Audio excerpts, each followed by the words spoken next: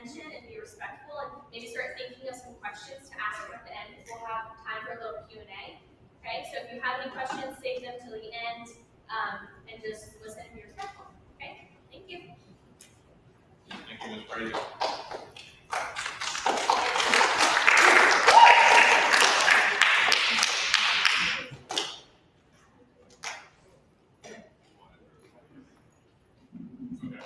I have to use it like that, which I've never seen anything like this before. We don't have these in 1861. Actually, I'm not a reenactor. My name is Louis Sweeger. I'm from the 133rd Pennsylvania Infantry Regiment, and I came here this morning in a time machine that Ms. Pridey invented. So you can thank her for this. And so yes, this is true. I was born in 1840 in a little village outside of Harrisburg, Pennsylvania. And by the time the Civil War started in 1861, I was fighting age and a farm boy. And my dad said it's time to go join up and fight the Southern Rebellion, as we called it back then. We also called it the War Between the States. You probably know it in your history books as the Civil War. What does that mean, Civil War? You know.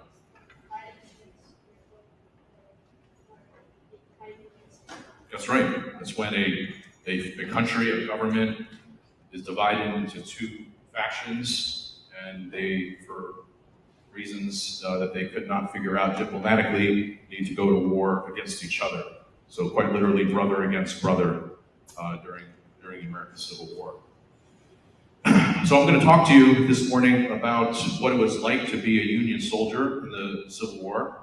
I'm going to talk to you about what it was like to be recruited, to train, and fight. I'll tell you a little bit about what Civil War combat is like. It's a pretty ugly affair.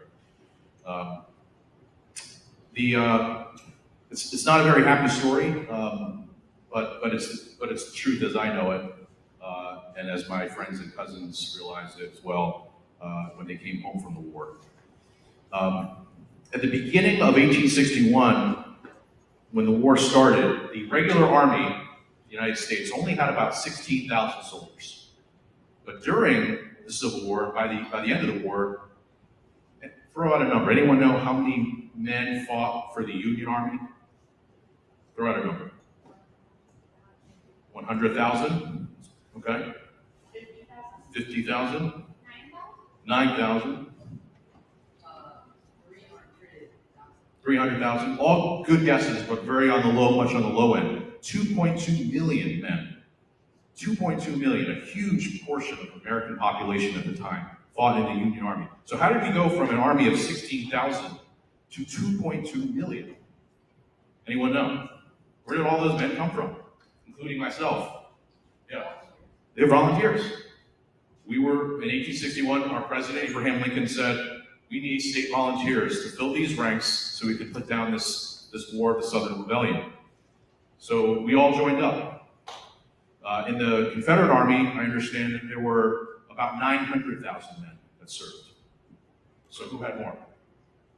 The Union. That was part of our advantage. So state volunteers. We joined up for lots of different reasons. Some of the reasons why we joined up might not be particularly tied to the cause for the war. I'll try to explain that. My family, they came to Pennsylvania in the early 1700s. So when the American Revolution began, my great-grandfather, he fought with George Washington. He fought to form these 13 colonies into states. So do you think I'm going to just let all of that get dissolved because of the Southerners that decided to fire on Fort Sumter and start this war? No, I'm going to join up and try to preserve the Union. That's the term that you hear a lot of amongst my friends and folks. Preserve the Union. That's why we signed up.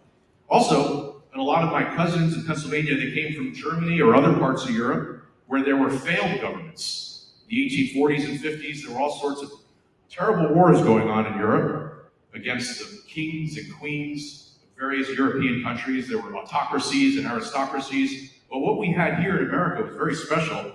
It was a democracy. You get to elect your own leaders, right? We don't want to see all of that become dissolved through this civil war. So that's why we formed up.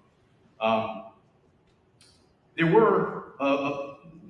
were Northerners, obviously, that made up most of the ranks, but there were even Southerners that signed up to fight in the Union Army. About 200,000 Southerners signed up to fight in the Union Army. And for the same ideals that I just described. They believed the preservation of the Union had to come first and foremost. In Maryland, actually, outside of Baltimore, there was a regiment that formed up from Maryland that fought for the Confederacy. And in the same town, a regiment that formed up to fight for the Union. And they actually met each other on the field of battle at Gettysburg. So you literally had brother against brother. There was also something called an abolitionist movement. Does anyone know what that word means? Yeah. Abolitionists for people who believed in ending slavery, so the abolitionist movement was a movement against slavery. Perfect. Yes, exactly right. So there was a smaller portion of Union soldiers that signed up because they were abolitionists. They believed vehemently against the institution of slavery. For the most part, a lot of the Union soldiers I served with, they joined up because they didn't want to see slavery expanding. Unfortunately, back then, the institution of slavery was already 200 years old. So it was almost a status quo in the mindset of the people. And certainly in the southern states, it was a big part of their economy. But as the Civil War would begin and Union soldiers would make their way into the South and see the brutality of the slave institutions, the plantations, the minds of the Union soldiers mostly would begin to change. And by the midway through the war, this became a war to end slavery. This was an evil, terrible institution enslaving our own men and women and children. And we would fight in Louisiana. My cousin fought in Louisiana, South Carolina, where there were a lot of plantations. And quickly we began to realize that we can win this war if we unite behind that ideal to free all of the slaves in the South. And then we can become a more whole democracy. Why do you think the Confederates signed up to fight? Yeah.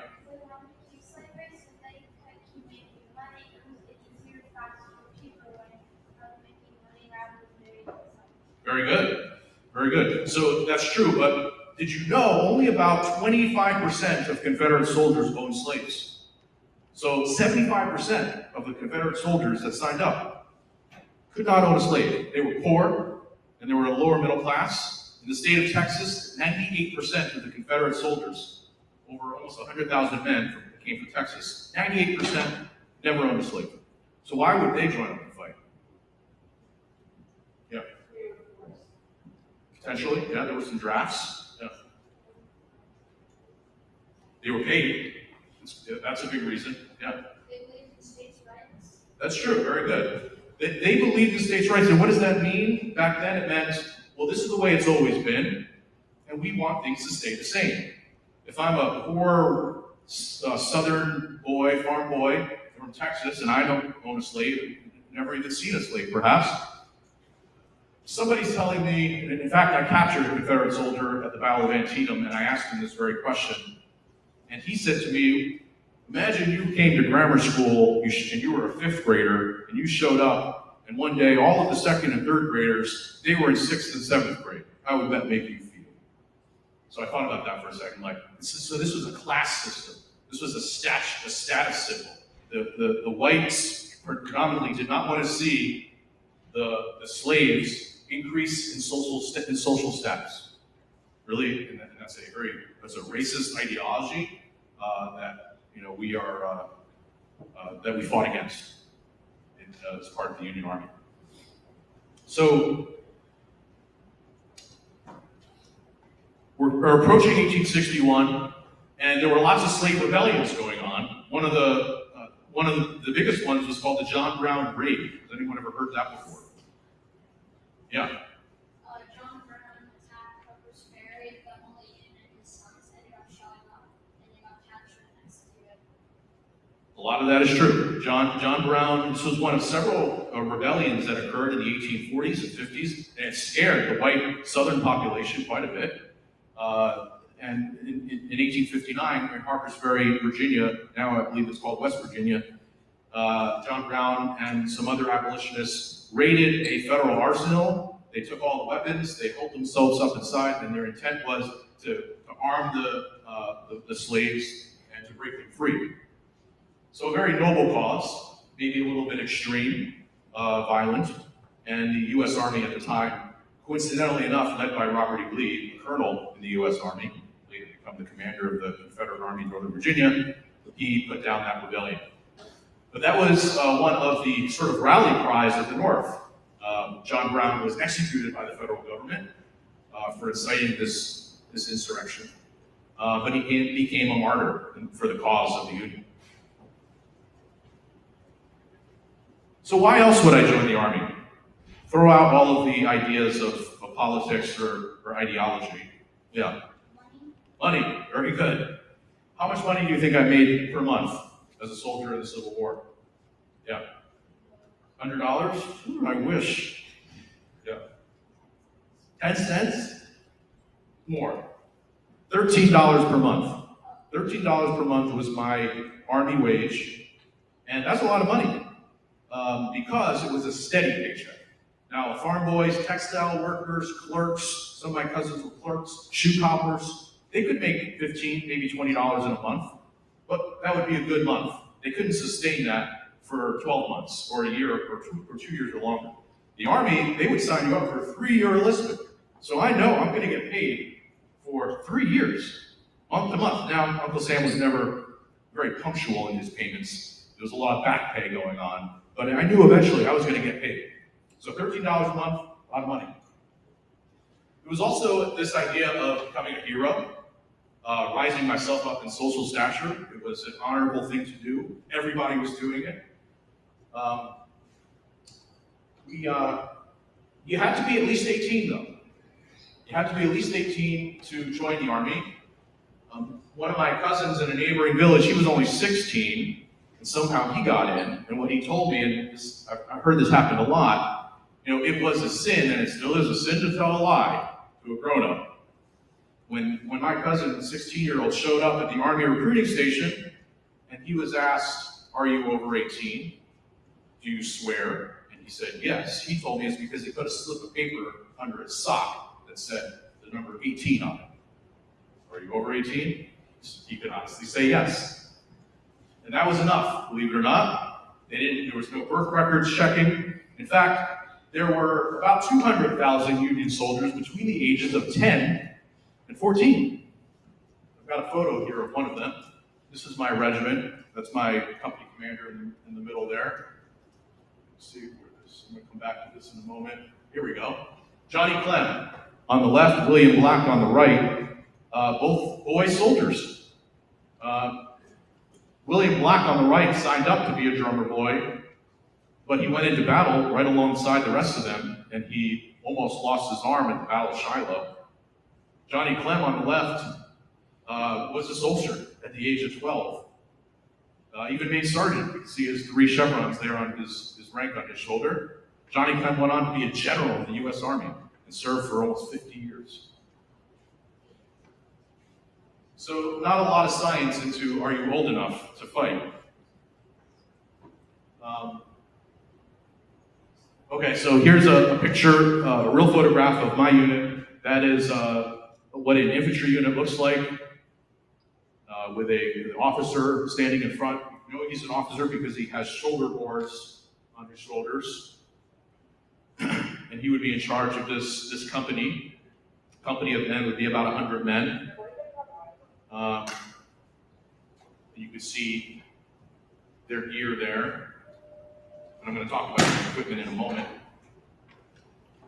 By 1863, President Lincoln put out a draft and a call for volunteers for African Americans to join and to serve in the Union Army.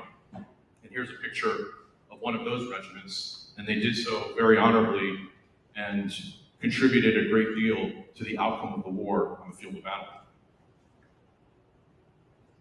This is a picture of my regiment in camp. This is actually here in Northern Virginia. It's almost hard to make it out, but all of those men, those spikes kind of going up, those are their bayonets, the swords on the end of their rifles, and we're doing a drill here. You can see our camp in the background. This is just outside of McLean, Virginia. And I'm going to talk about this in a minute. Punishment. So now we're going to get into recruiting, and there was a physical examination before while we were getting recruited. It wasn't very strenuous, wasn't very arduous, because believe it or not, there were about 200 women that served in the Confederate Army, and about 400 women that served in the Union Army. We had one that we didn't even know was a woman.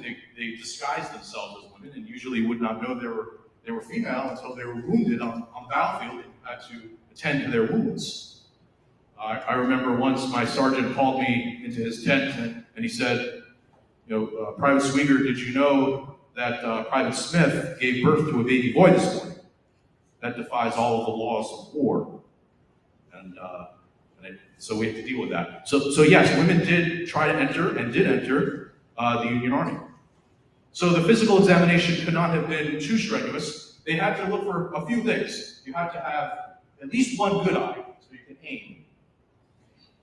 Preferably teeth, enough with at least 1 or 2 teeth up top and 1 or 2 at the bottom. So 4 teeth preferable. No dentist really back then. No toothpaste really back then, so we didn't have a lot of teeth. But any idea why you would need to have good front teeth, top and bottom? Yeah, eating. More importantly, the Army wants to make sure you know how to load your weapon. And to load a weapon during the Civil War, you have to tear off, we call it a cartridge. It's a little piece of paper about this big. It's filled with gunpowder and a bullet. We call it a mini ball. You tear it off with your teeth, and you dump the gunpowder down the barrel. So you gotta have 2 teeth. You gotta have 2 arms, 2 hands. If you got at least a couple of fingers, that's ideal, especially a trigger finger. You gotta be able to march, so you need 2 feet. We would get to our camp of instruction, which was our training camp. Some units would only have a couple of weeks, some units would have several months of training. But when we get to these training camps, they were cramped quarters, disease would set in, infectious disease would spread across the camp. These farm boys like myself, we're usually not around a lot of people. So our immunity levels aren't that great. So now we're cramped into these tight quarters and disease would set in. Also in camp, officers, sergeants would tell you what to do. And as a farm boy, I would just listen to my dad.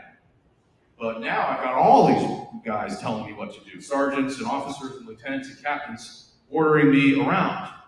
And if you don't like that very much and you talk back, you could be bucked and gagged. That's the top left there. They would put us in that position for 12 hours a day for 2 weeks. Do you think you're going to talk back to your officers after that experience? No. If you are caught stealing, you could be given a wooden overcoat, as we would call it, or wear a barrel around camp, and walk around with a barrel, kind of uncomfortable and embarrassing. Or they would tie us up by our thumbs, and it would stop the blood flow through your hands and sort of just let your bottom of your feet touch the ground. Very uncomfortable. So no stealing, especially no stealing chickens on neighboring farms. Why would we want to steal chicken on a neighboring farm? Anybody have any idea? Yeah. Very good. Because the Army rations weren't all that good. Now the food in the Army, and in a few minutes towards the end, you guys can come up and take a look at everything I have on display. The food in the Army was not that good, not that nutritious. Prior to the Civil War, they started coming out with canned foods, but it was very expensive. Canned milk, canned beans, canned fruits. But by right around about 1862, the Army figured out how they could buy this in bulk, and they were doing it very cheaply. So that was the luxury item for us, if we could get canned milk, canned peaches. But more often than not, we were issued hardtack. And there's 2 classes here, right? I'm going to give one to each teacher that you can take back to your classroom. And when you guys come up in a moment, you can touch it. And you teachers can punish your children any way you see fit. Maybe whoever gets the lowest grade on their Civil War exam has to eat a piece of hardtack. Now, hardtack was meant to last about 100 years before it goes moldy. Hardtack is nothing more than, it's about 80% flour and about 10-20% water and salt.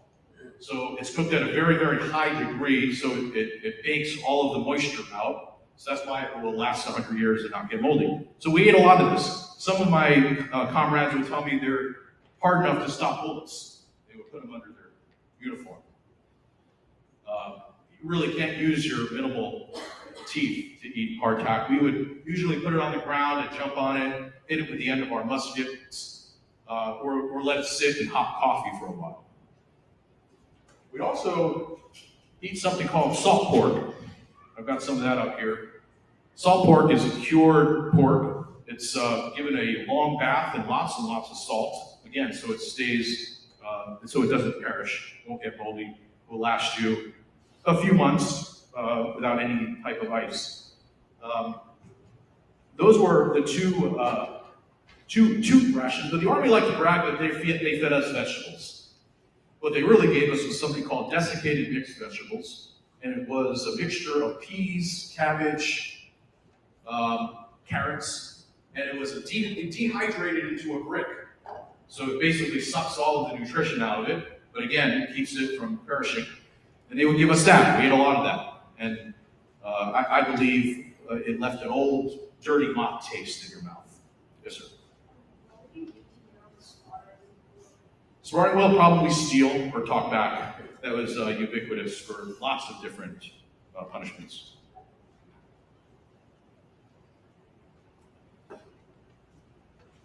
Other things we would eat, something called sloosh. Sloosh is cornmeal. And we would, after we cook our salt pork, there would be a lot of bacon grease left over, and we put the cornmeal and bacon grease, and then we wrap it around our ramrod. This is a ramrod, I'll explain in a moment, and we would put this over fire. We eat sloosh that way. We ate a lot of it. A ramrod, I'm going to talk about the equipment in a moment, but this is actually an original ramrod dating back to 1823. And I'll talk about what that was used for in a moment. Staying on food. Now, as a farm boy, we didn't have any coffee. That was very expensive. It was hard to find. But when you get into after you enlisted, the Army gave us a lot of coffee. And we liked that. Why do you think we liked a lot of coffee? Yeah. It definitely gave us the jitters. It kept us energized and caffeinated and alert. Another reason is that it suppressed our appetite.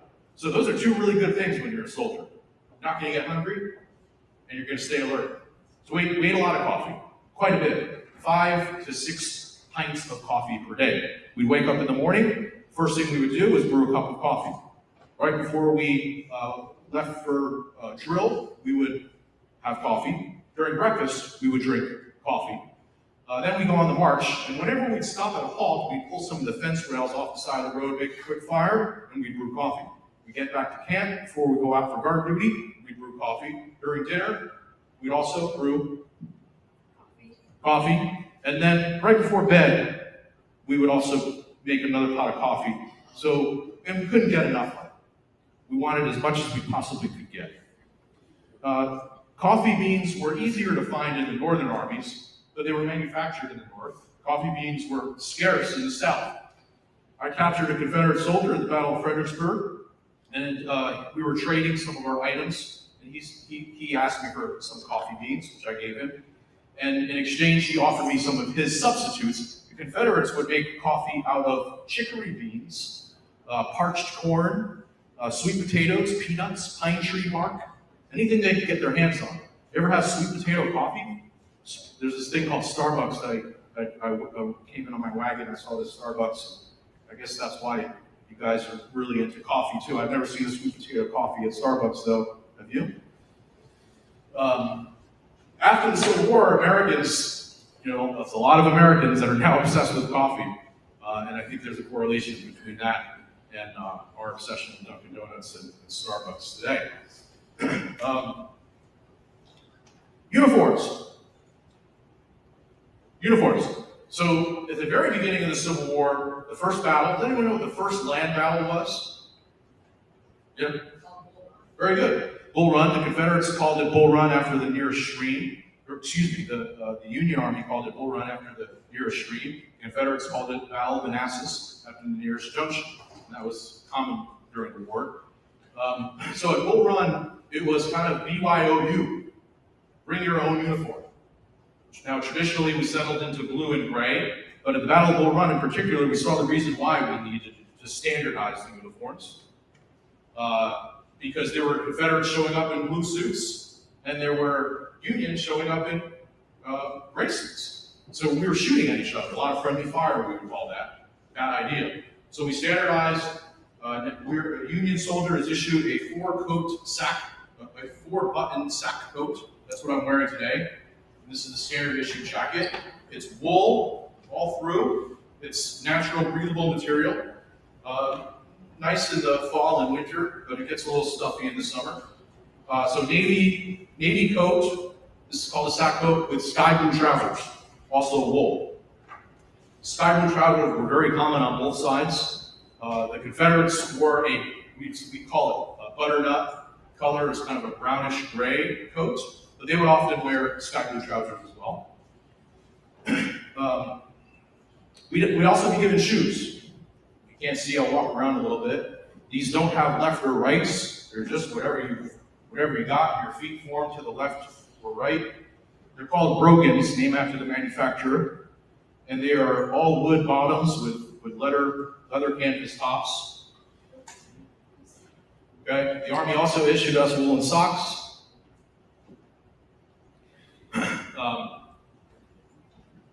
Excuse me, let's sip my coffee. So the term shoddy actually comes from the Civil War because of the craftsmanship of these shoes. One of my cousins served in the cavalry. Anyone know what the cavalry was? Yeah. They fought on horseback.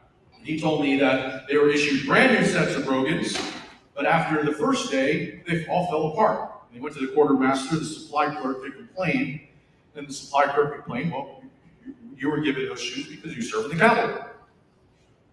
They didn't think they would be needed very much, as opposed to an infantryman like myself that fights on the ground. We were also given these hats. We call them kepis, or forage caps. We call them forage caps because they've got a little strap, chin strap, at the bottom, and then we could forage for supplies. Doesn't hold that much, but if you get a couple of guys together, you can put some food in there. But these little kepis, they're also wool. Don't really keep the sun out of your face real well. The visor's not that big. But often we would exchange these for what we call a slouch hat, which is kind of more of a cowboy style Stetson during the middle of the war, a lot more comfortable. And now I'm going to show you my accoutrement, the Civil War equipment that we were issued to go into battle. The first thing we would don is our cartridge box. Okay, it's got the emblem, the eagle emblem here, and the cartridge box holds cartridges, which are, yes, it's ammunition, exactly. So you could hold 60 rounds in a cartridge box, or you need to go resupply yourself. It would be held pretty tight up here so that you can access it easily with your right arm. The next thing you would don is our belt. Got the US emblem, okay? And two things are held on the belt of importance, and that's the cap box. There it is. So the cap box holds caps. You ever see a cap gun? Okay. It's nothing more than a little piece of brass. And this is used to ignite the black powder that I just put into my rifle. Fortunately, I have a video to show which is restricted. So I can't show it, but how to load a rifle. But what you would do is you you would put you would use your ramrod to ram the musket ball, the mini ball, down to the bottom of the barrel, and then you would cap the rifle. Put a cap on the rifle, which ignite when you press the trigger hammer slams down on the cap, which sets off a spark, which ignites the black powder, which sends the mini ball off and going. Now, mini balls, Minet balls, named after a Frenchman by the name of Minet. We called them mini balls because they were smaller, minier, than the barrel, which meant that it could be easy to jam down. Okay, prior to the Civil War, there was something called smoothbore rifles. They were smoothbore. They were balls. I've got some here. Here's one. That's a mini. This is not a mini ball, but this is a musket ball. It's just a round ball, not very accurate because it went down a smooth barrel, 50 to 60 yards. You might be able to hit a target. But by 1861, we were using Enfield 57 caliber rifles. And this is the mini ball, conical shaped. It's got 3 grooves and a little cup in the back, which expands when the cup expands when it's ignited by the black powder, which sends the projectile out, and it spins down the grooves of the rifle musket. You ever see a football get thrown? Is it more accurate when you spiral, when you spin that? It's the same concept with the mini ball. So now with these mini balls, we can fire 300 to 400 yards to hit our target, which is one of the major reasons why there were so many casualties during the Civil War. The ammunition and the rifles we were using were far more advanced than the tactics our generals were employing. The tactics have not changed. They were the same that they were in the 1700s, where you stand shoulder to shoulder, you match your men, and you concentrate your fire on a specific target, and then you charge, with your bayonet, and you try to remove that advocate from that position. But in the Civil War, these rifles were very accurate, so it caused a lot of casualties with these Napoleonic tactics. Some other things we had here was here is my canteen.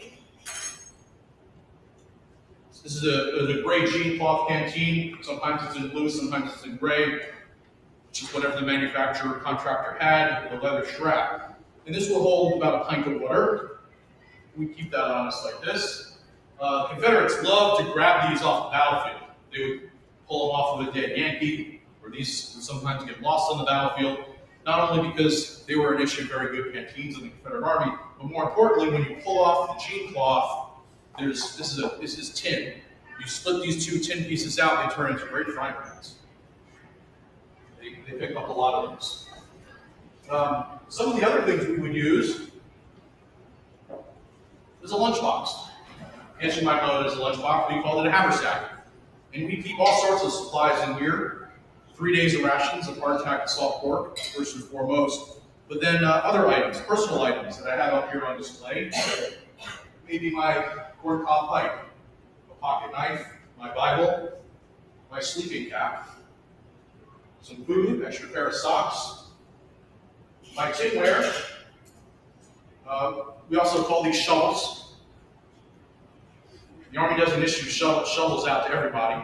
Shovels are very important for lots of different reasons, especially when you're getting shot at. So we would use these items as entrenching tools.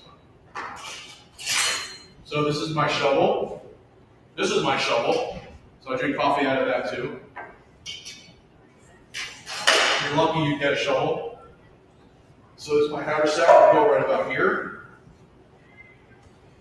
Civil War soldier is a traveling man. We'd be given this knapsack. Okay, knapsack this could hold about 40 or 50 pounds of gear. The heaviest item in here is my shelter tent. Okay, I would split a shelter tent with my buddy. He would carry half and I would carry half, and when we get to camp, we'd stitch those 2 together. And that keeps the weight down on our backs. Shelter tent will protect us from rain and snow, not keep it very warm. But we found out quickly, especially towards the latter half of the war, when these get wet, it's really, really heavy. So these are the first things to get tossed when we're on a long march. And instead, we would create something called a horse blanket, also known as a bedroll. And this is an Army-issued poncho, this black thing here. So your head goes right through there. But when we were on the march, we would fold up all sorts of clothes, equipment, gear into this poncho. In this case, it's an overcoat, warmer jacket. And we wear it like this. Not terribly comfortable, but a lot lighter than the knapsack is. So that's a horse blanket. And then of course we have bayonets. Not a lot of bayonet wounds during the Civil War. They were mostly just used to scare the enemy, and they were pretty effective at that. When you fix the bayonet to the end of a rifle, and you can see some in this photo, and you're 300, 400, 500 bench, and you are on an advance, on a run to the enemy's position, more often than not, that enemy's going to run when they see that coming out there. But sometimes, rarely, but sometimes there was hand-to-hand combat in the Civil War, and the bayonets were deadly in those cases. So I want to kind of wrap up a little bit and talk about Civil War combat. At the battlefield of Gettysburg, which is in Pennsylvania, one of the more important battles of the Civil War, changed the tide of the war, whereby up until that point the Confederate Army had been winning a lot of the battles, but they were turned around at the Battle of Gettysburg and suffered great losses. And at the battlefield, I was told, some newspapermen told me that they were walking around the battlefield and they found 28,000 rifles left there by men. 28,000 rifles left on the battlefield. It's a lot of rifles. Out of those 28,000, 24,000 of them were loaded. Out of the 24,000 rifles that were loaded, 12,000 of them had multiple loads in them, and one rifle had 23 loads in it. And the point being that the hysteria, the adrenaline, the terror of fighting in a Civil War battle is such that you're told load, but you forget to fire. And you load and you keep right on loading, but you forget to pull that trigger because of the terror that is all around you. My cousin fought in the 16th Connecticut, and the 16th Connecticut formed up about a month before the Battle of Antietam. Anyone ever heard of the Battle of Antietam? Yeah? What do you know about Antietam?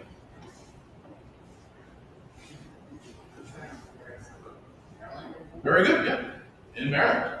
It was one of the largest battlefield in Maryland and the bloodiest day in American history. It was the first attempt for the Confederates to attack the North, so Maryland was considered a border state. And at the Battle of Antietam, my cousin went into battle with zero training. I'd never fired a rifle before. We talked about camping instruction, they didn't get any of that. And they were up against a Confederate brigade that was 3 times their size.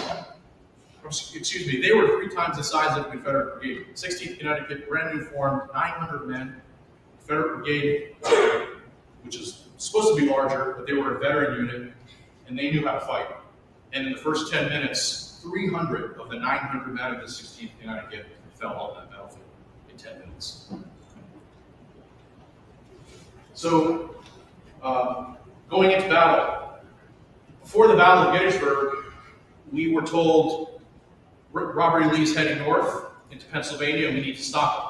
We were down here in Virginia, near Leesburg, and we were told we needed to get into Pennsylvania and get there fast. Now, we're not on horseback, we're infantry soldiers, so we walked. We marched. When we covered 100 miles in about 5 days to get to Gettysburg. Long, long way. And remember, we don't get great food, so we're already hungry. We're already suffering from malnutrition and disease, lack of sleep, bugs. But we're told, you need to get there. You need to get there quick. So we're on the march. The first day of the march, it rained really, really hard. And there's no cement roads back then. So the roads become impassable with mud up to your knees and hips. and it gets exacerbated with thousands of troops and wagons and horses marching through it. So it was a terrible first march in the rain and mud. The next day it became incredibly hot and dry. And by the third day, the dust clouds begin to form. Huge choking clouds of dust that you have to march through, especially when you're in the rear of the column and 10,000 men have marched up this road ahead of you. We marched, hearing rumors about where the Confederates were, but not knowing exactly where we were going, why we were going there. Oftentimes, marching in circles, we would see landmarks that we saw in the morning. By the evening, we'd see them again. Very frustrating. But you stayed with your unit, and the commanders ordered you to stay with your unit, even though men are falling out along the side of the road, suffering from heat stroke, dying on the side of the road from heat stroke. That happened. It actually happened in Leesburg on the march to Gettysburg for one unit. But you stay with your unit. You don't become a straggler. You don't want to dishonor your family or your men that are sticking with you. But as we get closer and closer to Gettysburg, we start to hear thunder. I think it's another rainstorm coming. It's actually the sound of cannon fire. We're getting closer and closer, and as a farm boy, this particularly was a sight that was difficult to see, and that was destroyed farms along the side of the road, scorched earth, dead cattle, dead farm animals. Tough sight to see. As we get closer and closer, we start to see wounded men streaming backwards, going the other direction, telling us to stop, to turn around. They were delirious from their wounds. They would have patches, bandages over their face, some of them missing limbs. And then as we get even closer to Gettysburg, we start to see some of those wounded men become fatalities, casualties on the battlefield, dead and mangled men and horses in many different levels of condition. We get to a point where we are now right behind the main line. So we're told to drop down. We take out our shovels, right? We start to dig. We don't have a shovel, but we start to dig with whatever we have to get low. But being behind the main line is always tough because the Confederate artillery always has to overshoot. So they would be exploding right around us. And lying down on our stomachs, we'd see explosions in our ranks to our left and right, our friends and brothers blown out of the ranks. But you're told, stay, don't move. One time I was laying there and I felt like if I just lifted my hand, it would be blown off because of the buzzing of mini balls in the air and shrapnel. But then my lieutenant yelled, get up, and I thought he had become suddenly insane. But he wasn't, he was serious. And he ordered us up and forward march. Ordered us to load our rifles and to cap them. Now we were marching into the battle line. And you stayed with your colors. I'll come back to this in a moment. You stay with your colors. On the right are the national colors, the American flag. The color bearer holds those. On the left are your regimental colors. Those are the colors that represent your home, your state, your town, and we would embroider them with the battles we fought. The color bearer team holds those colors at the center of the line, and we'd be given the order, dress on your colors. So dress means to stay centered, stay in your colors, don't leave the color line. Of course, the color bearers are the easiest targets, the first to drop on the battlefield.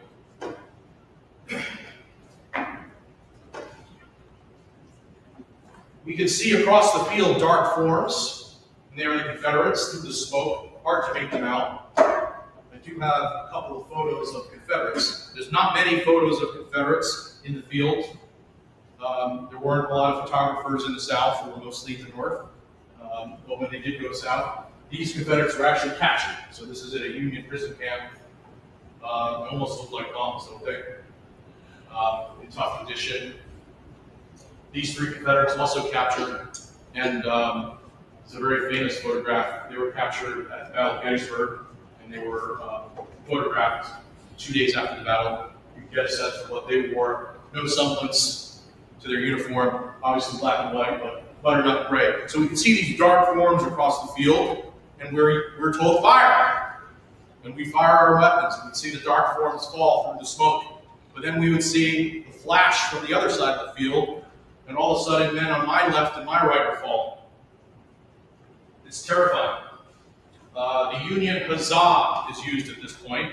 That's the sort of manly yell of the Union Army. Huzzah, we would yell to keep the energy up. But men are laughing and crying at the same time. They're cursing and yelling huzzah to counter what they're hearing on the other side is the rebel yell. The rebel yell is what the Confederates would use on the attack to keep their energy up.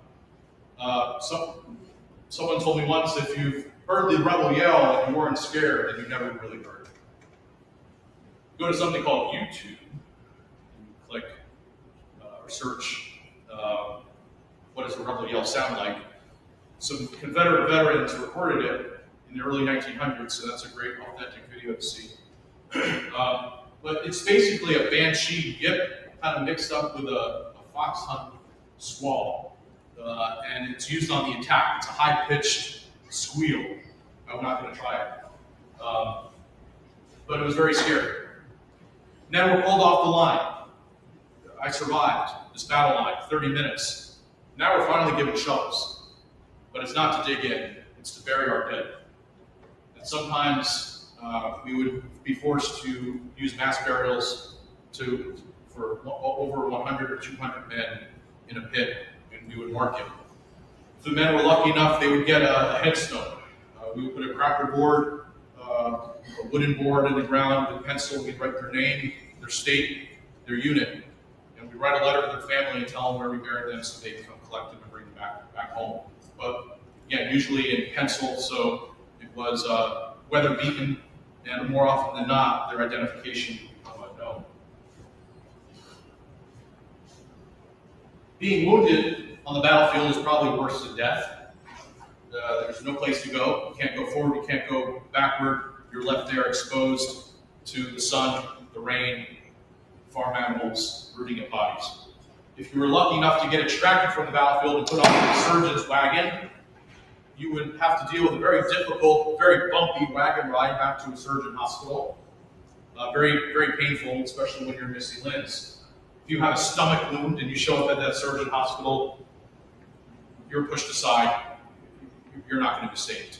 If you were shot in the arm or leg, the surgeon would simply place his saw 2 inches above the wound and would cut, and you would be missing those limbs. The state of Mississippi after the war, 1866, spent 1/5 of their entire state budget on artificial limbs and then returning. If you made it through this battle, congratulations, you survived. But there was a period in May and June of 1864 where we fought a battle every single day for 8 straight weeks here in Virginia. It's called the Overland Campaign. And it was during this time that we stopped reading our Bibles or sending letters home or saving the $13 per month to send home to our families. Men became very fatalistic. They did not believe they would ever make it out of the war. If you're a Confederate and you return back to the South after the war, 2/3 of the economy has been destroyed. 2/3 of the population of men between 18 and 35 are gone. I know many men would come back from the war depressed. It would be difficult to find employment.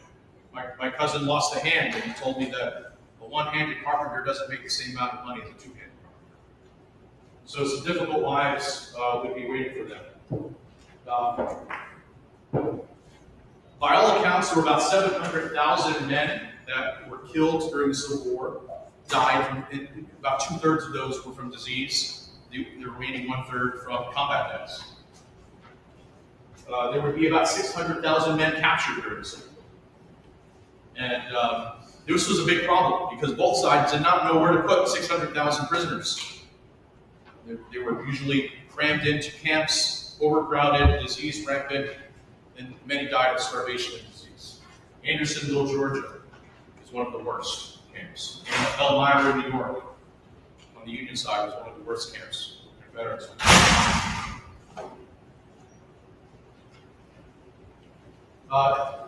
By May of 1865, Washington, D.C. would hold its grand parade called the Grand Review. And every Union soldier would march in front of the White House in a glorious style in front of the new president, Andrew Johnson, with Abraham Lincoln being assassinated the previous month. Eventually the war would end. So to give you an idea of 700,000 deaths during the Civil War. The previous wars prior to the Civil War, American Revolution, War of 1812, Mexican War, there were only about 60,000 altogether between those three wars, 60,000 dead. 700,000 during the 4-year Civil War. During the 10, 15-year War of Vietnam, there were about 60,000 American soldiers. 700,000. It's a huge portion of the population of America.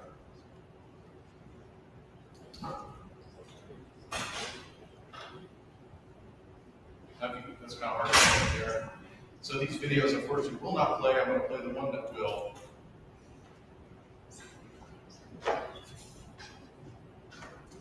Arlington National Cemetery. Has anyone ever been there? It's here in Arlington, Virginia. Does anyone know who lived there prior to the Civil War? Robert E. Lee. Very good. Robert E. Lee's home was the Arlington House, still stands there today, and it was his plantation home. But during the Civil War, there were so many dead, and we didn't know what to do with them. The government decided to begin burying their dead in Robert E. Lee's wife's rose garden. And from there, the cemetery expanded into what we now know as Arlington National Cemetery.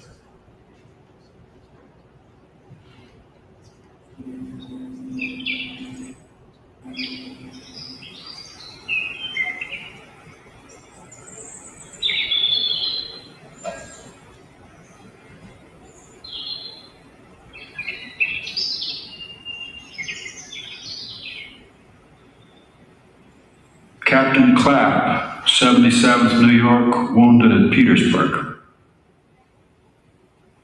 Captain Smith, 77th New York, wounded at Wilderness. Captain Taylor, 61st Pennsylvania, wounded at Spotsylvania. Captain Orr, 77th New York, lost arm at Cedar Creek. Captain Defoe, eye shot out at Spotsylvania. Major Ellis, 49th New York, died of wound at Spotsylvania. Captain Hickman, 49th New York, killed at Wilderness. Lieutenant Lyon, 77th New York, killed at Spotsylvania. Lieutenant Belding, 77th New York, killed at Cedar Creek. Union officers, all killed in battle.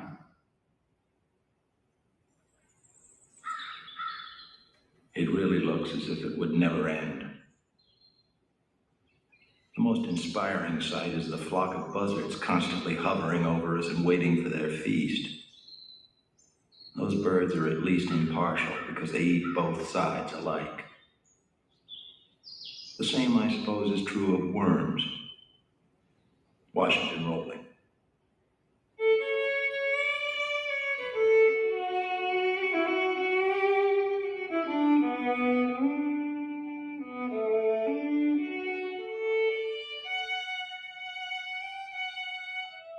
By the spring of 1864, Union dead completely filled the military cemeteries of Washington and Alexandria. Secretary of War Stanton ordered the Quartermaster General, Montgomery Meigs, to choose a new site. Meigs was a Georgian who had served under Lee in the peacetime army, but he had developed an intense hatred for all his fellow Southerners who fought against the Union he still served.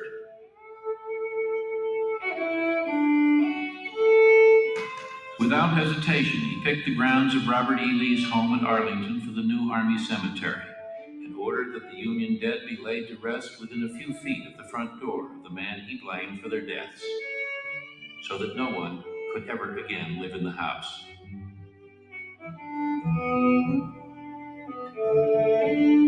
October, Meng's own son John was killed by Confederate guerrillas in the Shenandoah and buried in Mrs. Lee's rose garden.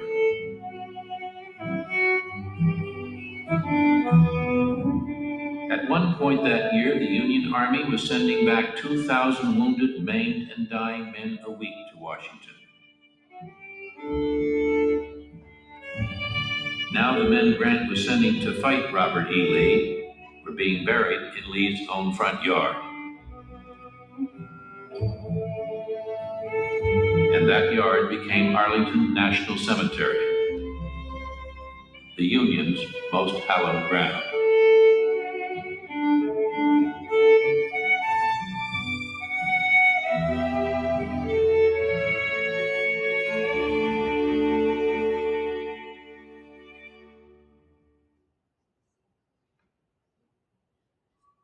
Very special place, especially poignant recent Memorial Day holiday.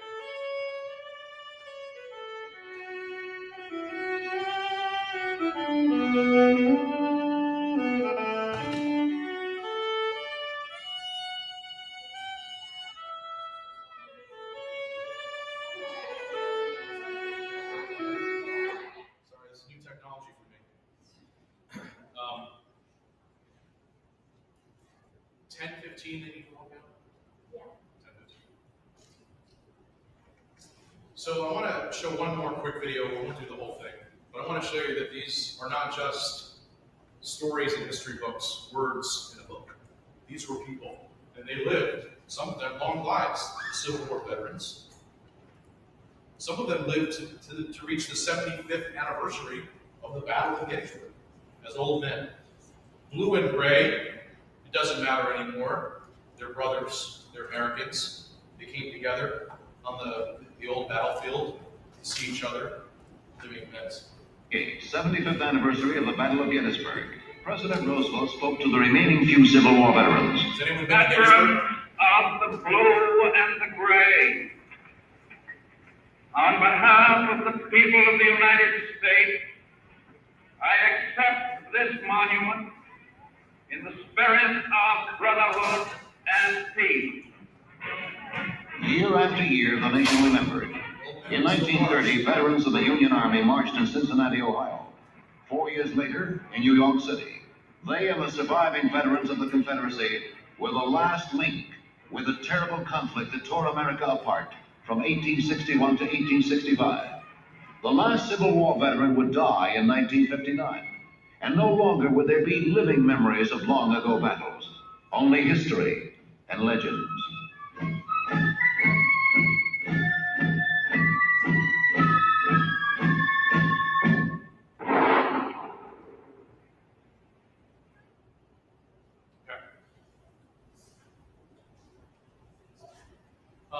That concludes my presentation. Thank you for being such great listeners, and I'm happy to take any questions you have, or if you'd like to come up and take a look at some of the equipment here. I'd ask you just to, you can touch but don't take, but feel free to touch away. Just kind of just leave everything up here on stage. Some of these things are original, including the ramrod, again, used by a Civil War soldier to ram his bullet down his weapon. And if you were stuck in one position for a while, they would stick it in the ground and reuse it, as opposed to putting it back in the fire. So you come in and touch this. This also is an original bayonet used by soldiers. Can't touch that. Any questions? Wasn't Zachary Taylor who originally issued his men non-smooth-bore rifles in the Mexican-American War? I never heard that fact. Could be. Yeah, that was prior to the Civil War. Yeah. What was your rank? Private. Lowest rank there was. That was fine by me. What else? Okay.